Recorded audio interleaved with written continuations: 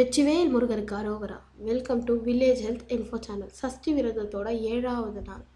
6 நாள் விரதம் இருந்துட்டு பக்தர்கள் 6 தினமும் முருகன் ஆலயத்தில் போய் இறை வழிபாடு செஞ்சு புராணம் பாடி புனித செயல்லாம் செஞ்சு இந்த 6 நாள் விரதம் இருப்பாங்க. ஸோ நம்ம வீட்டில் இருந்தும் இருக்கலாம், இல்லை கோயில் போயும் இருக்கலாம். ஸோ இது நல்லா காப்பை அவிழ்த்து வச்சுட்டு நம்ம மகேஸ்வர பூஜையோட இந்த 7ஆம் நாள் விரதத்தை முடிக்கலாம். இந்த விரதம் முடிக்கும் போது நம்ம என்ன பண்ணணும்னா, 7ஆம் நாள் சில கோயிலில் காலையில் கல்யாணம் நடக்கும், திருக்கல்யாணம்.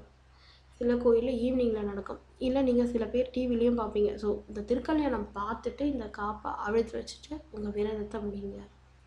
ஸோ இந்த காப்பை அவிழ்த்து வைக்கும் போது கண்டிப்பாக நீங்கள் சிவபெருமானையும் முருகனையும் வணங்கி அந்த கலசத்துக்கு பூஜை செஞ்சு 7ஆம் நாள் 6 விளக்கையும் ஏற்றி வச்சு முருகப்பெருமான் இந்த 6 நாள் நம்மளை உபவாசம் இருக்க வச்சு நல்லபடியாக இந்த 6 நாள் பூஜையை நம்ம செஞ்சதுக்கு அவரை மனமுருக வேண்டி அவருக்கு முன்னாடி நம்ம நல்ல உணவு, அதாவது வடை பாயாசத்தோட கல்யாணம் முடிஞ்சோடனே சாப்பாடு போடணும்ல, ஸோ அந்த மாதிரி வடை பாயாசத்தோட சமையல் செஞ்சு ஒரு பொரியல், கூட்டு, அப்பளம், வடை, பாயாசம், ஸோ இந்த மாதிரி போட்டு முருகப்பெருமானை நம்ம வணங்கி இந்த காப்பை கட்டிட்டு ஸோ இந்த 7ஆம் நாள் திருக்கல்யாணத்தை கண்டிப்பாக போய் பார்த்து திருக்கல்யாணத்துக்கு மொய் எழுதி திருக்கல்யாணத்துக்கு போடப்படும் பந்தியில் உட்காந்து உணவு அருந்திட்டு நீங்கள் இந்த விரதத்தை முடிக்கலாம்.